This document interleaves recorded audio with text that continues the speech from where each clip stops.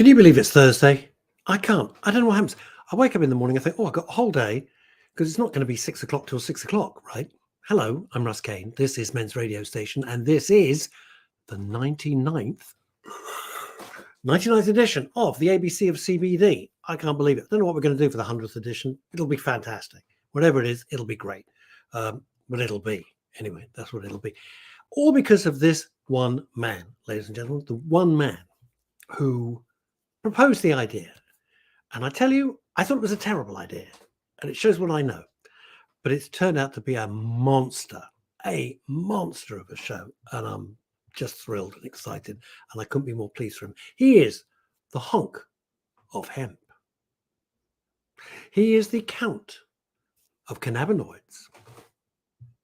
He is the Maharaja of marijuana. Ladies and gentlemen, you know him. You love him.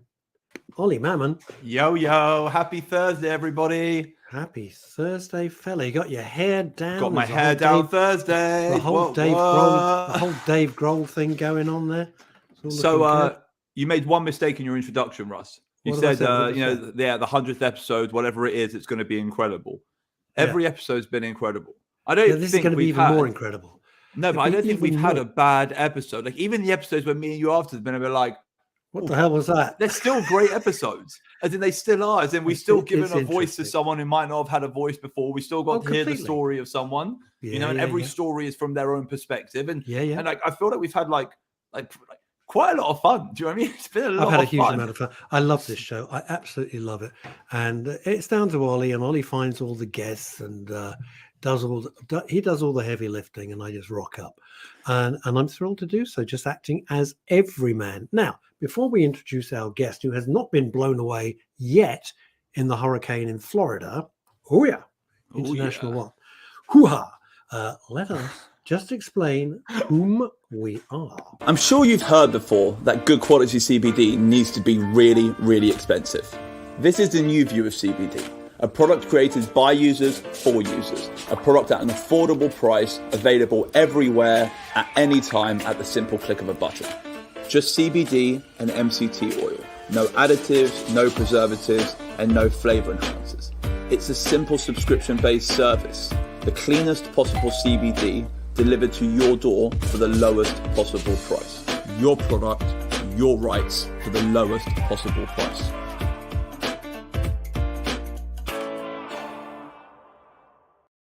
And that just shows ta-da. So we've seen that episode. We've seen that advert 99 times. Yeah, 99. Our viewers have watched that advert 99 times. Yeah, I hope they've got the point by now. I hope Still can't believe we've done 99 shows. I know. Anyway, I'm going to let you do the intro. You're definitely going to do my intro. This is international guest all the way from the USA, from Tampa, Florida, where it's blowing a hoolie, as they say in Ireland. It's pretty mental, actually. So when I spoke to proper hurricane going on there. When I spoke to our guest earlier, and he was like, "I'm in a hurricane." I go, "What do you mean you're in a hurricane?" He goes, "I'm in a hurricane." I go, "Okay, like, do you want to call me later?" I didn't know what to say because it's like we don't really get them in the UK. Well, because we don't have that here, do we? It's like what's the result? Like, do you need me to call someone? Like, do you need help? I will send help. I will send someone for you. Because we've seen too many films, because we think there's going to be like alligator. They've been told to evacuate, but they won't. It's like alligators break. It's like Sharknado, and then alligators are breaking into his home, and he's like broadcasting, but he's standing on a bookshelf, banging the alligators. It's called Crawl, by the way. The film Crawl. Anyway, so our guest today is coming to us straight from the middle of the storm. Okay, so everyone give him a little bit of respect for that. We actually asked him to go up to the roof to get better signal, but apparently that was out of the question. It was like unacceptable. It was like the look of disgust on his face. He sounds very difficult. He sounds very difficult. Very difficult. Did you also suggest why don't you just hold on to a pylon? That's it. Just hold the metal pole out the window. It's fine. So our guest today, Francesco Marra, he's the owner and founder of Green Ventures. He's the owner and founder of Suave Beauty, and he's an individual I met in the industry actually some time ago. So where did your paths cross? I'm going to tell the story. I've written a little story. So Sometimes in this industry, we're lucky enough to meet people we actually get on with. We come across characters we actually want to do business with, and we get to form these relationships with people who think in similar ways to ourselves. So let me set the scene. It was the first ever CBD and Hemp Expo. The location was Birmingham. One of the first CBD shows of its kind. The room was packed with industry professionals and newcomers looking to explore this brand new world of cannabis, looking to understand this growing, enticing, exciting buzzword of a compound CBD space. And CBD was on the tip of everyone's tongues. The industry was in an interesting place. Most of the industry was still new, with the general CBD market being in its infancy, being about 2 years old, and most of the industry professionals had only been in business for a couple of years at max. It was a great time with people wanting to learn, people wanting to share and grow together. There was like a real feeling of community, and everyone just wanted to meet everyone else and kind of see who else was in this world that they've also decided to venture into. It was our world as it was being fortified and solidified. It was a young, beautiful time. It's not the same anymore, but it was a young, beautiful time of warmth and just like so much opportunity. Yeah. And this was back in 2018. And this is where I met Francesco. And at that time, his company was Swan Beauty. Swan, S-O-I-G-N. I've never really known how to pronounce it. So it's always Swan. Something like that. Spell it again. I want to see if I can. S-O-I-G-N. Swanye. I don't know. Swanye. Yes. Swanna. I'm getting a thumbs up from Swanye. Swan Beauty. Swanye. Okay. But Francesco seemed to be bigger than his brand. When you meet him, you understand what I mean. He seems bigger than his brand. There was more to him. There was established, predefined confidence of belonging. Now, in this world where we're all trying to find our place, it was nice to meet someone who kind of knew exactly where he stood. And Frank had this air about him, which I'm sure you'll see. There's an air of comfort. There's an air of understanding. A little bit like I feel now in this world. You know, it must have been 5-6 years ago when I was still finding my feet. I knew what I knew, but I didn't have that comfort bubble around me like I do today. Americans, with the greatest of respect, Americans are fantastic at that. They just exude exude confidence. You know, in England, it's like he's Canadian though, so I wasn't expecting it. Oh, well, then he's like an American, but with manners. Yeah, like an American, with but manners. Polite.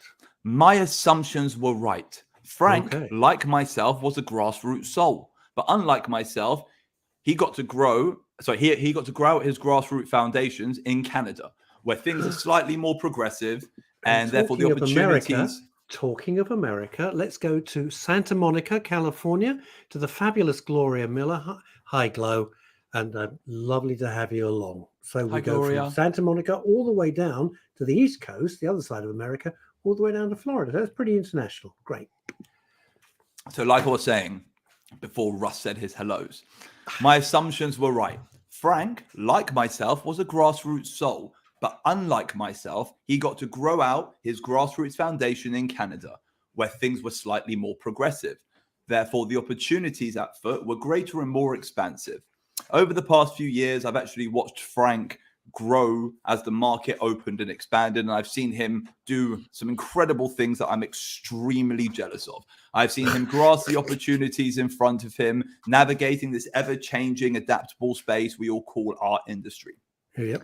Being based in Canada and now America, the rules governing the industry around Frank are more lenient than those governing us. So today I wanted to have a little look into the journey of Frank. I'm going to call him Frank at some moments because Francesco is just a little bit long. However, he's beautiful. I hope you've checked with Mr. He knows. Mr. Marra. I can call him Frank. I can call him Frank. Okay. So today I wanted to have a little journey. I want to have a little look into the journey of Frank. Number one, to make us all jealous about what he's been able to do whilst we have been restricted, but also to see what the future of our industry holds. As Russ always says, and he said it over and over and over again over the course of this show, when America sneezes, Britain catches a cold. So it's quite nice. That. That's good. You say it every week, Russ. I do say it because it's true. Yeah. And I thought, you know what? Just to prove to Russ I'm listening when he talks. I never think you listen to a word. I'm always listening to you, Russ. I love you. Russ, I love you. Up here for thinking, down there for dancing. Fine. So basically, I want to see what's in store for the future of British cannabis, basically. And what's in store, ingredients, new blends, new innovations, new forms of consumption, what our user experience might end up becoming if we end up following America and Canada, as well as potentially discussing compound formatting, designing products, and anything else which might emerge over the course of this conversation. Let's bring him on before he might get blown away. He could be blown right through his. I don't know where he is. He's probably hiding in the basement. If you've seen that's it, he might have actually had always in the basement, go. And then the daughter, who's very independent, always makes a dash for it, and then the dad has to save any of those films when there's a hurricane. Same it's always the hot daughter. It's always the hot daughter, usually played by Megan Fox. And she's never dressed appropriately for the she's always dressed like Megan Fox. Yeah, always. And Megan Fox, who dressed fantastically, never changed your sense of style. Oh, God. Here he is. Ladies and gentlemen. Welcome to the party. You guys are cracking I'm not me even up high. here. It's ridiculous. I don't know what's going on. It's one of those days. I'm definitely going to smoke a fatty as soon as we're done. No, it's fine. Well, you can do that. You're in the storm, dude. You can do whatever you want. Like, literally, what do you like? I'm going to crack this bag open. It's legal. See the joy? Completely legal. Do that again. So you're the first person to bring a pillow of weed onto our show. Well, you know me. I need to make an intro. Waitrose or something. It's an evening smoke for him. That won't last until tomorrow. Call your guy, Fran. You're running low. You're running low, bro. I got more in the other room. It's all good. God forbid if you haven't got a kilo of weed to smoke every minute, your heart might stop beating. So if I were you, I'd make the call. Okay? Is he supplying the whole of Glastonbury? It looks like he's doing the whole of Glastonbury Festival there, just with his bag. Wow. No, just the whole leg of Florida. The whole leg of Florida. Such Welcome to the show. Thank you. I knew he was going to make me jealous. I called it in my introduction. I freaking knew he was going to make me. I wanted to bring the box, but if I do that, I'm going jail. If I did what you just did, I'm in jail for the next 5 years. I would visit you, or maybe I would. Don't know. Probably would. Yes, Frank. Welcome to London. Welcome to our show. Welcome to the ABC of CBD. Thank you so much for joining us. Absolutely.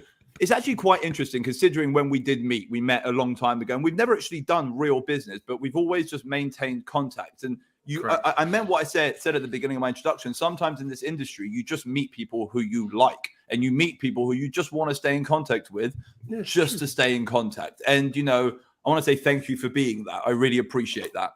And I appreciate Never change you. Thank you. Never change you. So yes, you can call me Frank, Franco, Frankie, Francesco. Obviously, Mr. When Marra you're wandering around with that bag, everyone goes, "Hey, Frankie." That's what Frankie. Have to do. You're Frankie. Give me a gram. Hey, Frankie.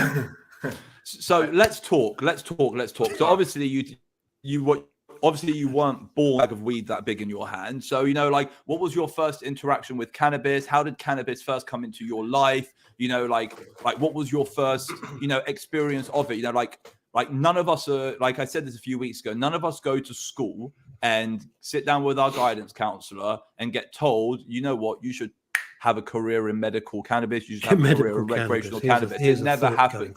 None of us have that education when we're younger. None of us have that point of direction. So I know what drove me to this industry. What brought you here?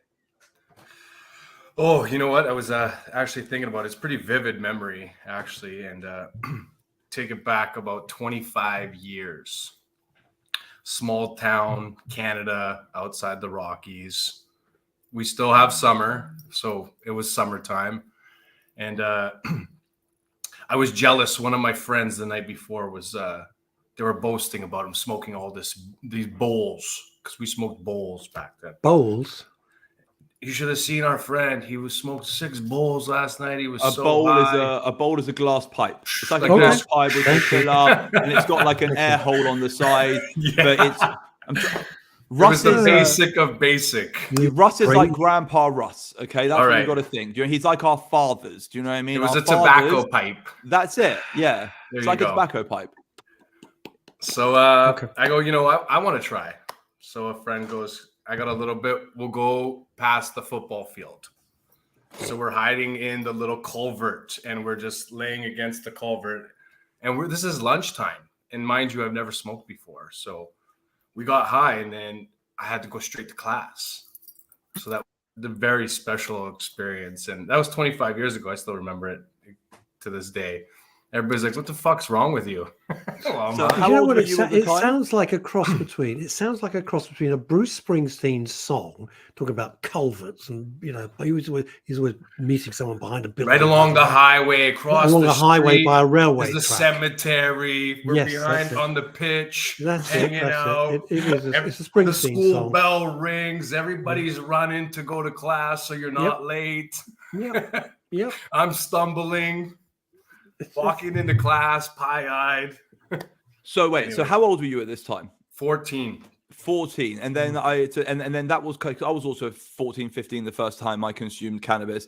And from that moment, was cannabis an integral part of your life? Of course. Or did you? And it has been ever since.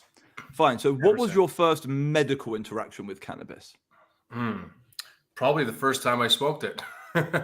It hits you on a different level than, smoking even like a cigarette or drinking some booze or a glass of wine. It just, because we have receptors, right? We have receptors 1 and receptors 2. And the marijuana just speaks to you. When your receptors open up, it just takes in and So it just comes over you. For someone like me, who doesn't, what You don't is partake? No. So what is Okay. never have. And don't forget, I grew up in the 60s. So when everybody was mostly off their faces. I got a little bit for you. We can try some. It's very sweet. Fax it to me. Why don't you fax it to me and it'll come out on the machine. I'll roll it up. If you throw it really hard at your screen, With there's the a 1 in hurricane. 10 chance that it might just come right with through. with the hurricane, it'll catch the trade winds and it'll blow There you straight. go. The to jet London. stream. And it goes that way. It goes right across the Atlantic. It should be No landing problem. there by... I think that's the shipping problem resolved. Now, Russ what I'm isn't a gonna say to you traditional is there's- cannabis user, but he will use CBD products. Oh, I use Okay. CBD. I need to thank you profusely, Oliver Mammon. In all seriousness, I have a very tricky back, and when it goes, Francesco, it just goes, right? Mhm. And Ollie prescribes stuff, especially which he makes specially for me, and I put on the balm. Blue and Miracle. Thank you. I forgot to Amazing. thank you for it. Really Amazing. great. Always stuff. got you. Thank you. See, Russ is a strange one because Russ is really pro cannabis. He just won't admit it to himself. Okay.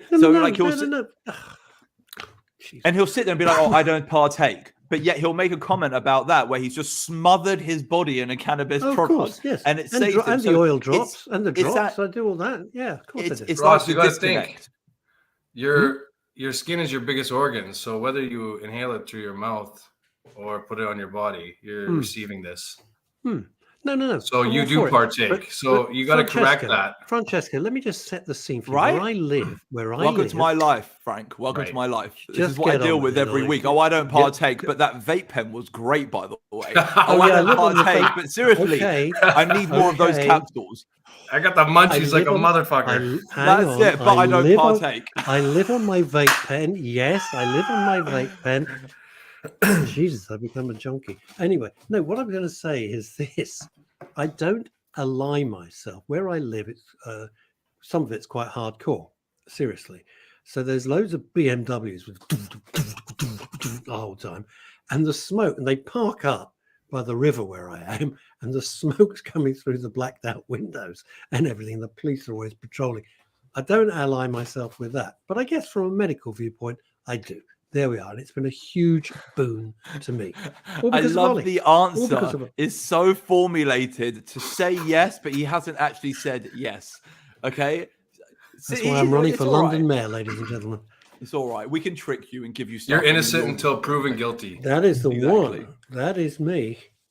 Right. So- Anyway, so So do 14-year-old Francesco consumes cannabis for the first time, opens his eyes to it. What Big sort of kid were you? Were you an athletic kid? Were you sporty? Were you like the fat weirdo in class? As in, like, what was That's your? nice. like- That's polite. I was the fat weirdo in class, and look at me Well, now. I'm incredible. You're just a slim weirdo. Exactly. Still a Yeah. weirdo. I was Really actually, makes you stranger.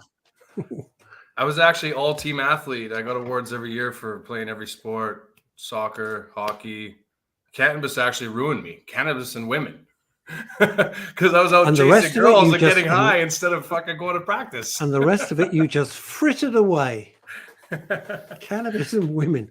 What about the rest of it? Well, I just frittered it away on nothing important. So cannabis is involved in your life. You're like, let's go forward a few years. You're, right. I don't know, let's say 18 years old now, 19 years old now, 20 years old. Yeah, I don't really know. Like, when did cannabis start becoming a career for you? I think that's it. Like, how did cannabis become a career for you? Like, because still for me to this day, I don't really understand where one door closed and the other door opened. And I was like, you know what? Let's go for this full time. It happened it happened gradually. It didn't happen overnight. But there was a moment where this became my life. You know, cannabis as a concept, cannabis as an ingredient, cannabis as a multi-diverse educational subject became my focal point, my focus. When did that happen for you? Mm-hmm. Yeah, that's a good point you made. Well, 5 years ago it went legal in Canada. So up until then, you had to get a medical license, and that was only several years prior to that. So the actual time it probably started right when I was 14 because I wanted to make some money. So now I saw the opportunity. Being an opportunist, I was like, hey, friends are in the space, this and that. So, we're rolling joints. All our friends would roll joints, and we just sell the joints at lunch or after school. So that went on for years. We also the grassroots, Russ. It starts from somewhere, doesn't it? Grassroots, very good, very good. I get it. Grassroots, very clever. So that was big throughout high school for sure. That helped pay the gas so we could get around and go to Let parties. me ask a quick question because I don't want you to slide past something because it's all about and all education. When you say it's legal in Canada, what does that actually mean? The mechanics of it. What are you allowed to do? Oh man. Okay, we're gonna get into a rabbit hole here. I'll try not to. No, just the top. You line. can consume and purchase legally. If you have a sales license through Health Canada, then you can sell it legally. For anybody else, it's illegal. And that goes for CBD as well. You can only purchase it from a legal vendor. So if I arrive in Vancouver, it's all government ran. So if I arrive in Vancouver, beautiful city, been to Canada a few times, not enough. I can wander into one of these shops. I'm assuming it's a shop or something, and I could buy. Well, I had to phone Ollie because I wouldn't know what I was doing, but I'd buy something, and that's okay. Yeah, it's great. Okay. It's good for the taxpayers, good for the government. Yeah. But this will be what. Well, as Ollie knows, I just had a little moment. I had a little moment. So Russ is in this shop and he doesn't know what to buy. So he's like, guys, I've got Wi-Fi. I'm going to get my buddy on the phone. Calls me and puts me on the phone to the dude. And I've just had in my brain the little conversation I had with the guy in the shop, hypothetically, in this metaphorical, hypothetical situation where you're in the shop in Canada about to buy weed and you've put me on the phone to this guy. And I'm just like, give him the strongest shit there. Tell him it's the weakest. Well, Ross doesn't partake, so that would never happen. I know it won't, but in this hypothetical situation, he's absolutely loving it. It's in a parallel universe. A parallel universe that Ollie it's the multiverse. If you get a barista that's very knowledgeable, they'll explain to you what you'd like. So for instance, you would be like, I have back pain. They go, okay, well, this one's heavily sedative. So you attract to this strain. Well, I don't want to go to sleep. Okay, well then they'll point you in a direction like a sativa, for instance, that will uplift you. Or they'll show them towards like a minor cannabinoid flower. They'll show them towards like a CBD flower or a CBC flower or something which is higher in CBG. Therefore, we won't have any psychotropic effect from it. Because you have all of this stuff available on the marketplace there, don't you? You've got a very broad selection available through Health Canada. I'd imagine. I don't really partake in the legal aspects. I never go to the store and purchase just because of the situation I've found myself in. And that's very interesting. So never once bought. Do you have a medical store? Do you have a medical prescription? Do you have a medical license? No, they kiboshed that. You didn't need it after 2017 as soon as it went legal. Anybody over the age of 18 or 19, depending on the province, you could go in and purchase legally. Just like walk in over the counter.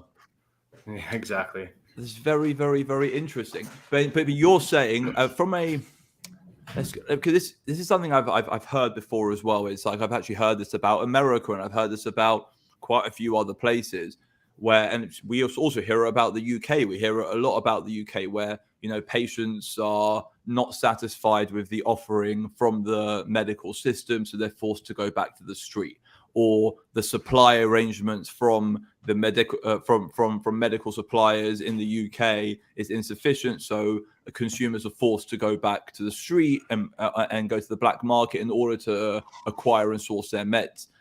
Like, are you telling maybe supply is more available in Canada? But are you telling me that a lot of patients choose to not go to the medical dispensaries? Yeah, well, it would be like the old school, right? If anybody was in the space before, partaked earlier before it was legal, then they just had their guy, they had their dispensary, they had their delivery service, because delivery service was kind of a big thing too, until the legal market kind of jumped in. And now in Ontario, you can actually order it through Uber. So you you can come it right to your door, yeah. But it is decriminalized in Canada, right? No, you're allowed to just carry it. It's legal. Fine, no, but I mean, if you don't have a license to sell it, are you still allowed to grow it? You can grow 4 plants. Are you allowed to share those plants? So if you grow 4, can you grow one for you, one for your mum, one for your brother, one for your dad, or is there no? If you all lived in the same home, you can grow 4 per person, as long as they're above age.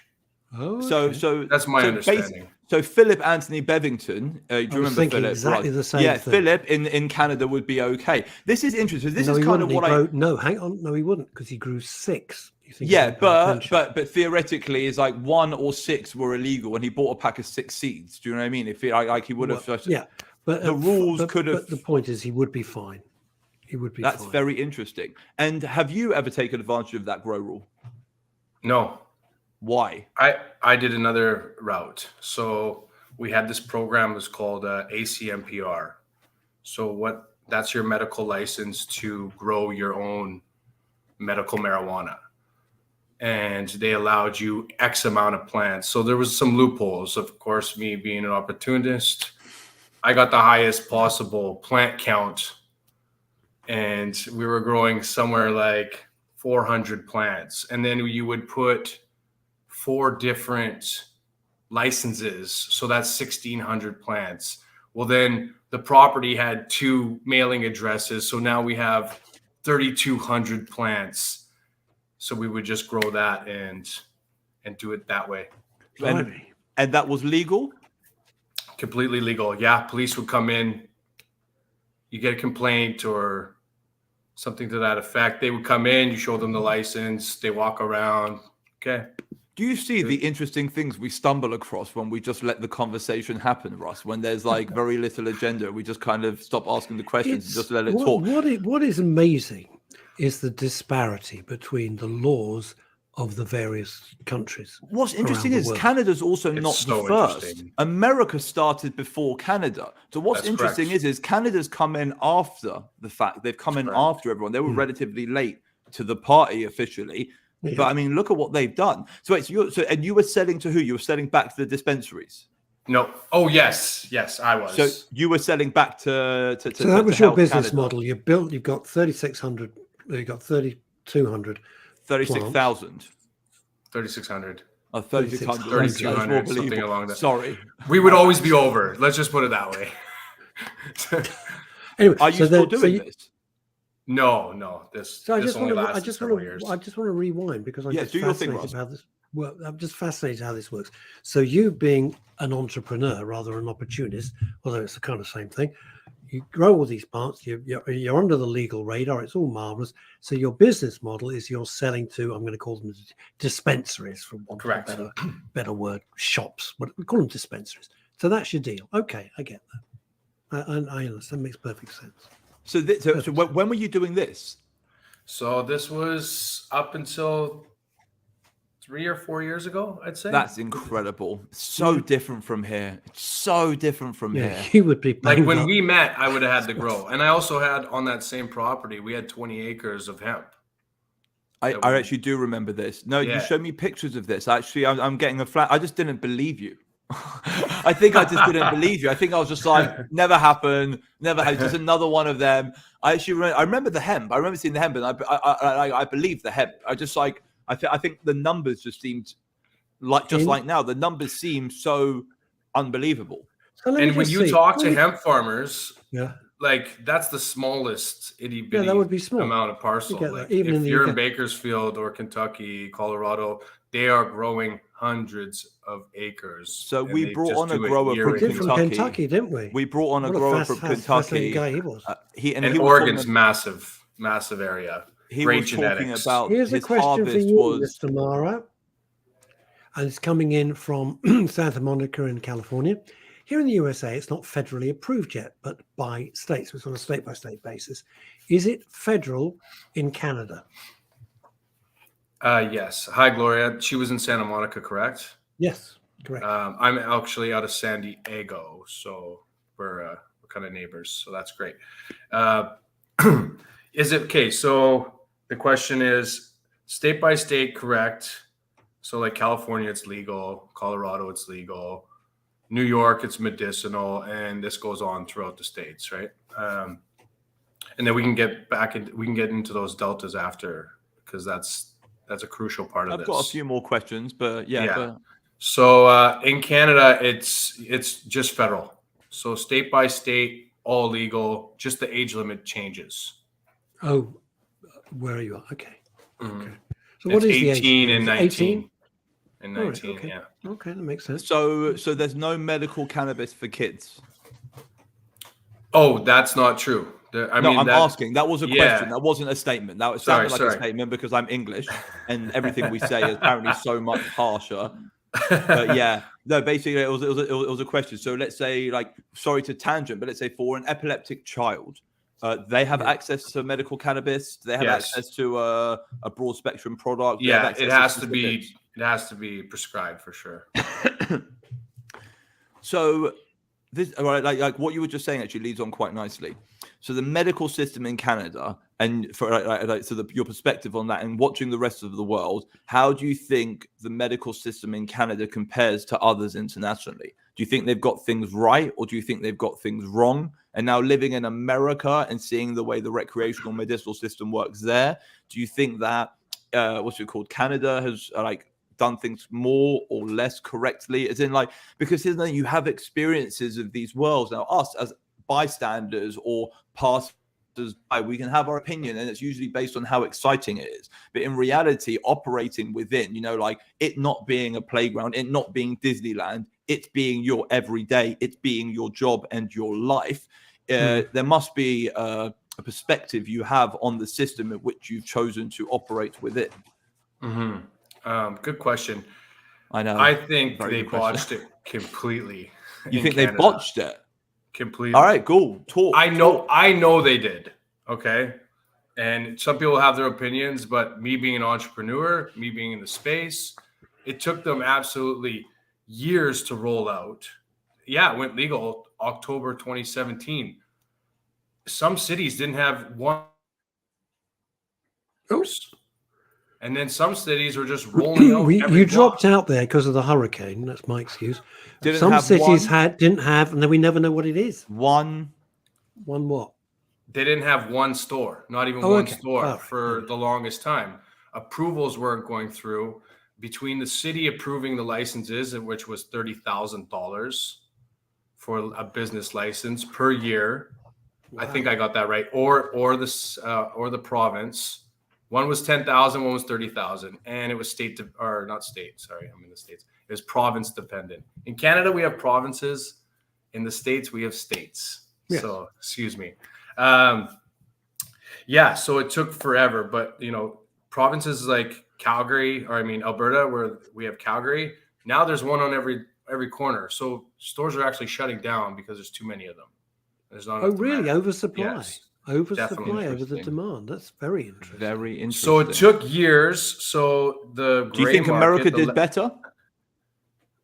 Well, America's still not federally legal. So. No, but in terms of their rollout, do you really think that there's not an oversaturation there as well? Do you not think that there's a lack of efficacy towards, actual product which is good for consumers? And you don't think it's become a seller's market as opposed to a buyer's market? Well, they're ions ahead of Canada.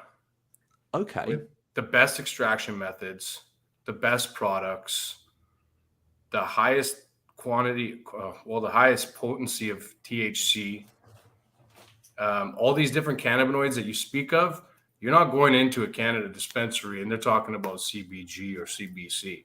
No, it might have a little trace in there, depending on the strain, but it doesn't go to that. They'll be like, oh, this one's high in CBD and this one's higher in THC. It's kind of like that. If you go, you're talking to somebody in the States, we're hitting all with lab reports. They're breaking down every ingredient. They're pointing out things that haven't even existed before and brand new things that they've identified. It's like seed to sale for sure. And it's like that in Canada as well. But there's only, I haven't checked for a while, but there's only a couple hundred companies that have sales licenses.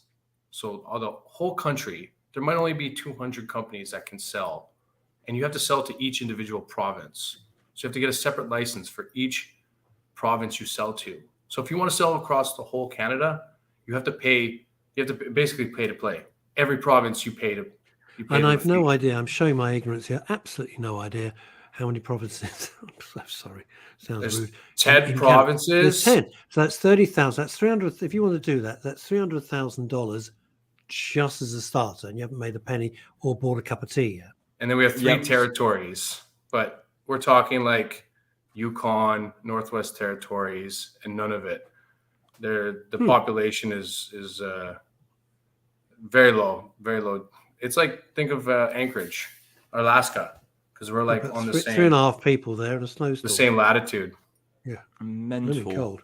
Let me ask you a question. I don't follow British politics because they're just rubbish, as we know. But I do follow American politics with huge interest. I've been following the midterms like Hercule Poirot. I don't mean anything to you. Like a detective. All right. And of course, one of the big things, one of the big platforms that some of the politicians talking about is the influx of fentanyl coming in across the border, and they're making it's a very big deal to combat it. I'm not going to get into the whys and wherefores. Just trust me, it is. How do you manage to keep your business? It's a general question. It's something I often discuss with Ollie. How do you ensure you don't get lumped in with, it's all the same thing, when it's not? What do you mean, Russ? Well, what I mean is, how do you ensure it doesn't get tainted? So what you're trying to do and what you do for a living, etc., is not tainted by it's all part of the drugs trade. You see what I'm saying? Yeah. Well, anybody that knows or anybody that partakes with marijuana, you'd know the difference between, doing some cocaine or some Molly or ecstasy or any of these drugs that are made in a laboratory compared to something that's grown in dirt. But we do still have that demonization, Frank. It's all that's media. But that's still media. In the UK last week, there was this big thing about how cannabis is identified as the worst gateway drug. And I was like, guys, you identified that 35 years ago. I mean, it's the same story. And it's like, once again, on the front page of newspapers, cannabis to wreck lives. And it's like that there's still this horrific narrative against cannabis in the UK. You said it. It's a narrative for sure. And it all has to do with the media. Do you know the United States government owns the THC and CBD trademark? Yeah, I heard that, patents and stuff. Why? It's a Schedule I drug. Why would they own it? Did they buy the trademark cocaine too? Probably. Know what I mean? What's the narrative behind it? It's whatever they want. And it's still a Schedule I drug, but why is it medicinal in some states? Why recreational in other states? And it did actually just pass federally. So pretty soon you're going to be able to buy marijuana in a convenience store and a gas station. No, in America. I suppose so. In America. Do you know what is funny in the UK? Just to go back onto that, in the UK, you're more likely to get fentanyl from a doctor than you are to get cannabis. Just throwing it out there. And that's not funny. It's actually not. No, it's it's not funny, sad. but it is. It is funny. It is funny. You're more likely. It's ironic. It's easier to get a rather than prescription of hilarious. fentanyl from your doctor in the UK than it is to get a prescription of cannabis. Do you know, Because it's also doctors are getting paid Francesco, on the back end. Sorry, Francesco, my knee-jerk reaction when you said that you can probably get it at a convenience store, I went, no. And then I thought about it. I thought, wait a minute, whoa, hang on, Russie. You can get alcohol, obviously. Of course you can. That's where you go. You get your cigarettes. Of course you do. You can get tobacco, and it's, you know, in pouches for whatever. You can get Viagra's and all those like energy thing. No, seriously, I'm not even joking. But like all of these over the counter products, you can get them in the UK. You can get like different endurance. It's a matter of perception, isn't it? That's what it is. It's the way that it's sold. I don't mean physically sold across the counter, but it's the way that it's communicated. It's all a matter of perception. This 1,000,000%. 1,000,000%. Oh, you agree? Okay, I thought the horrible silence was. Oh, we've lost. Well, I was just thinking. Wasn't the Kennedys growing marijuana back in the day? And hemp? Probably. Well, they were. Don't forget, the Kennedys. Which Kennedys? Well, not the band. Obviously, the dead Kennedys. I mean, the other Kennedys. But interestingly, don't forget, and this is all linked, but it sounds random. When you think back to Jacqueline Kennedy's father, Jack Bouvier, and John Kennedy's father, they were bootleggers. That's where they made their fortunes. They were bootleggers running illegal booze. That's how they made fortunes. That's not a speculation. That's fact. So it is interesting. So that was the drugs of the day, so to speak. And now we got people like Frank with his pillow. Listen, his daughter's going to be president's wife one day, man. 1,000,000%. A pillow. I said the pillow. So let me ask you a question. What is that worth? Because I know absolutely. In England or in America? Well, because all I'm saying is I could get a hell of a lot more for that than he can in the UK than he can get for that in America. Yeah, so let's leave it at that. All right. Okay. All right. I'm obviously asking an indiscreet question. Good. It's actually, you know what? You probably think it's worth a lot more than it actually. Hold on. I have no idea. It's about a pound, right? Yeah. It's a pound, right? 250 grams. 454 grams. 400, but it is a pound, right? 454 grams. Sorry. So if you're on the street, grams, it's 447. Fine, 447, whatever it is, 450 grams. Okay. So in England, that would be worth about $4.5 grand. So it'd be worth about $5,500.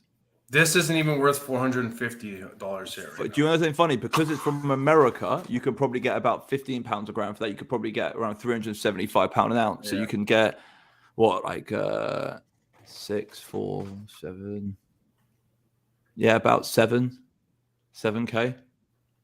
You could get £7,000. I couldn't. I couldn't because I don't run corners and streets. But I'm saying I'm thinking of does have his little homies could very easily get that. Wowza.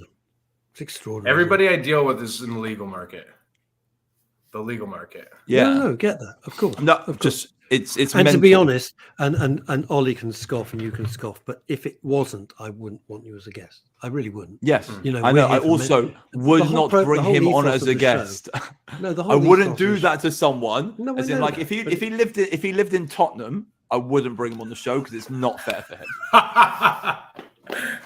It's just like I have a buddy of mine who's a bit of a character, you could say. He lives wheeler locally. dealer. And I said to him, I was like, if you ever want to come on the show, you're wearing a balaclava and we're distorting your voice. I go, if you ever want to do it, because I don't want to. We ain't doing that one, Phil. So, question. So, you're growing 3,200 plants. Why did you decide to start a CBD brand? Because your CBD products are beautiful. Your branding is sensational. Swan. I looked. Yeah, Ollie sent me some. Swan. What does that mean? What is it? It's pronounced Swan. Here's one of my products right here that I formulated. It's a coconut body shimmer oil with 1,000 milligrams of CBD. I like it straight away. I don't even know what you said, and I like it. So Frank's a little bit like. No, seriously, wind it back. What is that? What does it do? Looks fantastic. Yeah, looks great. It's a coconut body shimmer oil. So if you look Shimmer at the back, oil. yeah. So it gives you a shimmer on your skin. What if I was like a WWE wrestler? I'd want to look buff. No, or if you're a girl who wants to have glittery skin, Okay. or a boy, All right. or a Okay. Okay. It is festival season, so it's awesome. But you do all your own formulations, right? yes, I do. So I've been what made formulating for about 7 years now. So what made you start formulating? Because that's also like something which we have in common. There aren't Yes, many of us. exactly, and that's where we really connected because you love the product, and I was explaining to you how I formulated it, and so we got into that conversation as well. I became a CBD buff. The kilo I purchased was $35,000. I did that too. The fucking Okay, nightmare. this is the first nightmare. So, excuse me, you paid. Whoa, am I hearing you? You both paid $35,000 for something. today I can pay $300 US. I pay about $250, like 225. No, but did you pay 35? Right? Did you pay 35 grand? 35,000. I paid ratio wise the same, but I only bought 100 grams and it cost me 5G. Okay, all right. So I paid 50. We discussed that in the past. So Well, I bought bulk and still paid that right. much. Yeah. So you did well. I love that. Frankly, Yeah. Ollie got a better deal. Let's not kid ourselves. And this was back in the day when people didn't want to pay you back. So like you were like, I'll try this CBD is like 2016. Dean, yeah. 2016, 2015, yeah. So of course, at this time I was selling marijuana to dispensaries. Mind you, I was in Vancouver. This is like our North Hollywood, basically. So there was legitimate, illegitimate dispensaries. They had business license. They sold marijuana, even though there was it wasn't legal, let's just say. But Canadian government's greedy, and if you pay taxes on your earnings, then just became legal. So for years we operated like this, and I would sell to. I had 100 locations at one point. I had a driver, and we would go around and we would carry 20 pounds of imagine 20 different strains of this. And we go door to door, and we set up meetings or whatever, and we would go in and we do our show and tells, and they would purchase, and we'd just turn around with the product and come back. And this would be my daily activity. I had a driver. We drove around. I was on the phone. This mental image that your driver's Robert De Niro. I don't know why. That's what I'm thinking. I'm thinking of you in the back. It's because he's Italian Canadian. That was extremely racist, Russ. What? It's extremely racist analysis right there. Why? It'll be like No, I like it. I like it. How can that be racist? Because he's Italian Canadian. Robert De Niro is an actor. He's also Italian. He's also Italian. Or is he Irish? He's Of course he's not Irish. Not Irish. He's American. Is he Jewish? No, he's Definitely American. an ish. It's definitely ishy. Just stop. Just Definitely. Anyway, carry on. So at the time you've got your business where you're selling large amounts of flour. Why did you start formulating? So there was no products at this time, right? Now we're entering October 2017. We know the market's going legal. I know these stores are shutting down. So all of a sudden I'm like, okay, I'm losing all my business. What the fuck am I going to do to make money? I have this $35,000 kilo of CBD that nobody even knows what it is. We go to the stores, they're trying to sell the grams, the isolate for, $100, and they would just sit. Nobody knew what it was. They're so uneducated in Canada. But this is back then. It's gotten better. So vapes were a huge thing. I was a little bit late to the party with the vapes. So a friend actually showed me how to break down the CBD, we did use a little bit of MCT, but the PG is a huge one. We broke it down. And I remember the first time we did it, we were making pens. I had one strain. We put a sticker over top of the vape. So we're talking like this cutting edge stuff. No, we put a sticker over top of it to hide the brand name because it was you're buying a competitor's hardware, right? It was a licensed company's hardware. So it was a no. So we did it anyways. I saw opportunity. I remember the first time I compounded, Ollie, and you'll appreciate this. The PG didn't bond to the CBD. You've just got that thick PG? layer. So we have a layer of glycol. CBD on the top, and then we have the PG. PG is propylene glycol. It's propylene glycol is one of the. It's one of the main. It's actually one of the main ingredients in flavorings. It's one of the main ingredients in a vape pen. Yeah. Okay. So I still, Jesus, I can't believe I'm saying this. I still put it in the pens, and I still sold it, even though it was separated. So I remember the first time I made a CBD vape pen as well. Any health benefits. So some of my first vape pens, they crystallized straight away, but people still wanted them, even though they were crystallized, even though they were separated. People still wanted them, and they still worked, which is quite interesting. Like I still got very good feedback off of my first ever products, which were not great. But that's what we got to do, isn't it? And that's how we develop our following, and that's how we get better. Do you know what I mean? We got better exactly because how we have to. You have to screw things up to know where you've screwed them up to be able to do it right next time. And then once you start on this journey of exploratory making, and you're designing and creating things that no one else has done before, so there is no one to ask advice to. There's not, you can't even Google it because the people they haven't started writing their blogs yet. The information wasn't there to for us to learn from. It was all experiment. It was all experiment and fail, experiment, succeed on to the next product. Well, that's how you grow and how you learn, how you progress. Do you not find that us formulators, as formulators and as people who from the grassroots, do you not find that we always make our products, I want to call it, stronger than everyone else? Do you not find that you will use 1,000 milligrams a lot? It'll be easy.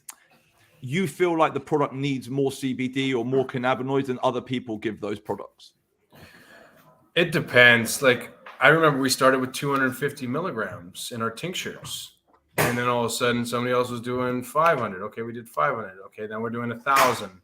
Okay, now it's 1,000. All of a sudden, you're seeing 5 milligrams. So it just keeps going up. The price made a difference, though. CBD costing £50 a gram or 30p a gram made a big fucking difference. Exactly, for sure. And then once people caught on, like, oh, I got more and more potent. Mine's potent. Oh, I got 1,000 milligram. Okay, well, I got 1,500 milligram. Is this like, if I have to find an analogy for everybody watching and listening around the world, is this like in the supercar world and in the world of the hypercar, it's all boasting about your horsepower?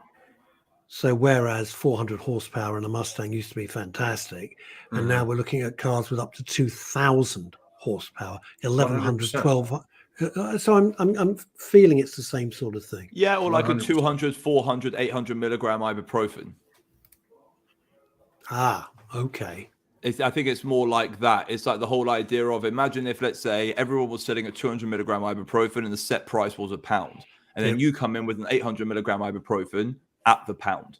And everyone's like, you're like, and that's what kind of happened in the industry is like potency went up, strength of product went up, and prices stayed relatively the same. Like these people selling 1,000 milligram tinctures and the people selling 3,000 milligram tinctures, the disparity in profit margins, not that much. You're not getting 3 times more for 3 times strength.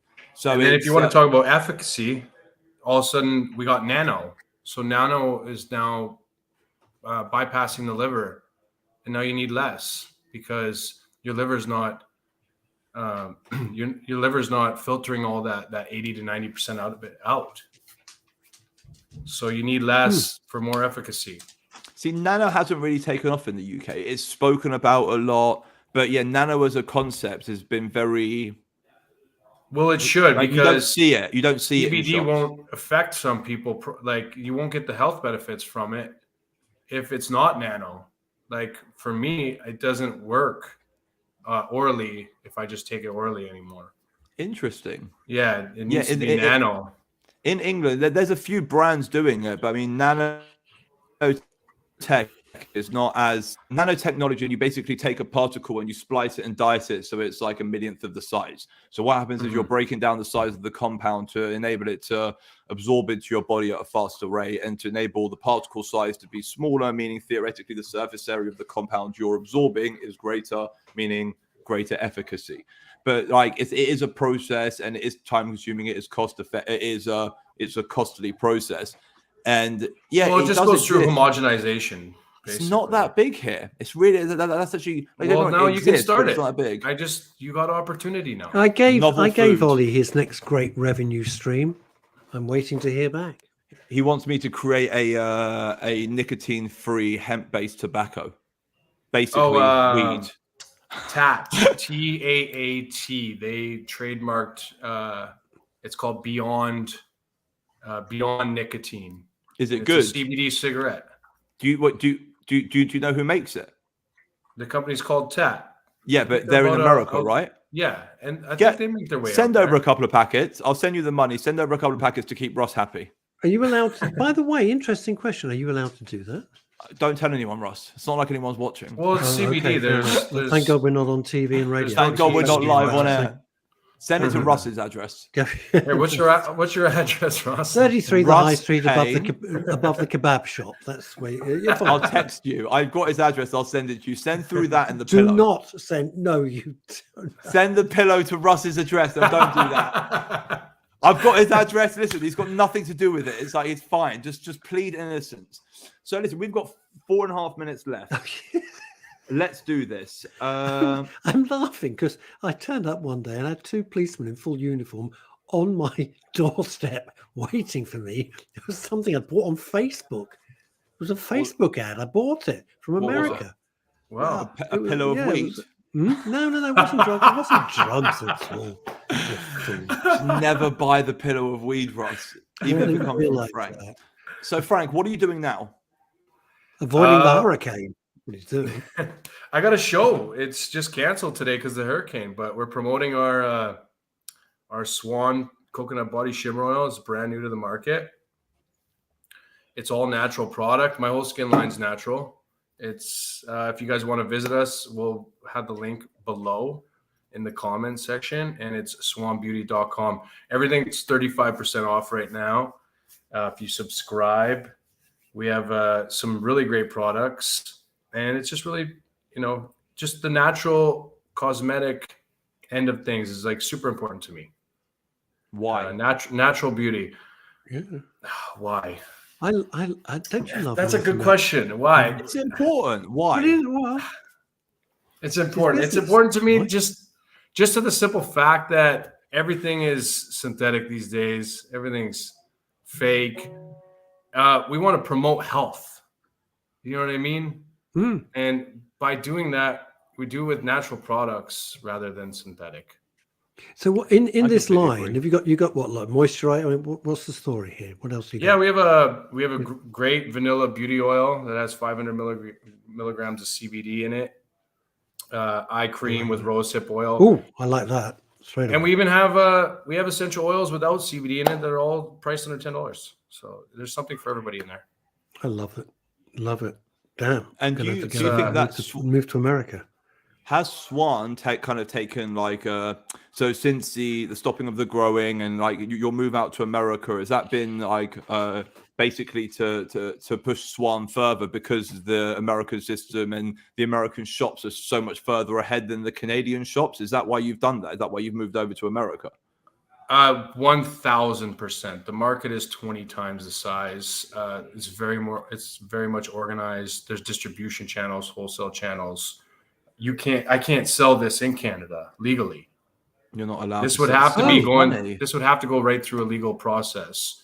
And licenses are, upwards of $2 million. Wow. Plus facilities. It's endless. So Canada's not that great then. Oh, Canada sucks. Canada sucks. And it's fucking cold. I hate it. I love the people. I love the people. They're so nice. Let me tell you something. The very dear friend of mine who's a very successful author lives about 40-50 minutes outside of Vancouver. She's English, from the north of England, right?